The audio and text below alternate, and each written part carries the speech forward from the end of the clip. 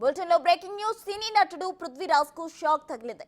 Vijayawada family court non bailable arrest warrant జారీ చేసింది.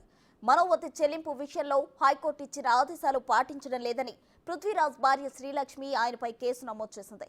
గైర్హాజరు కావడంతో న్యాయస్థానం పృథ్వీరాజ్ కు ఆదేశాలు జారీ చేసింది.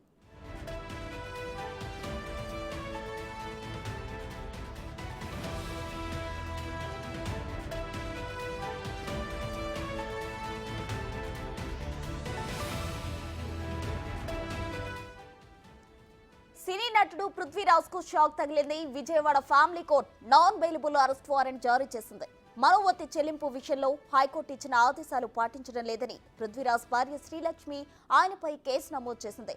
గైర్హాజరు కావడంతో న్యాయస్థానం పృథ్వీరాజ్ కు ఆదేశాలు జారీ చేసింది.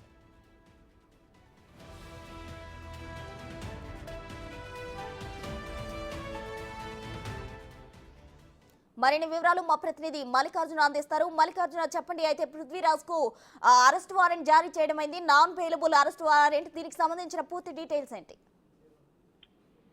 కమిడియన్ గా సినీ ఇండస్ట్రీలో దాదాపుగా 30 సంవత్సరాల నుంచి కొనసాగుతున్న పృథ్వీరాజ్ కు కోర్టు అయితే షాక్ ఇచ్చిందని చెప్పుకోవాలి. ఎందుకంటే 2017 ఆ టైంలో కూడా విజయవాడ ఫ్యామిలీ కోర్టు తీర్పు ఇవ్వడం జరిగింది.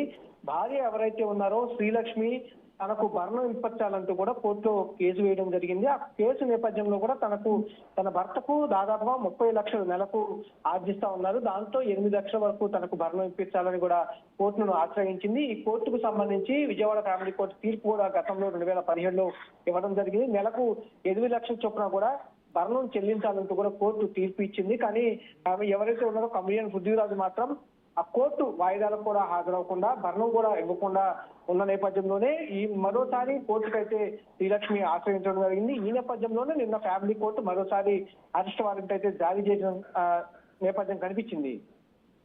Right Mallikarjun, thank you.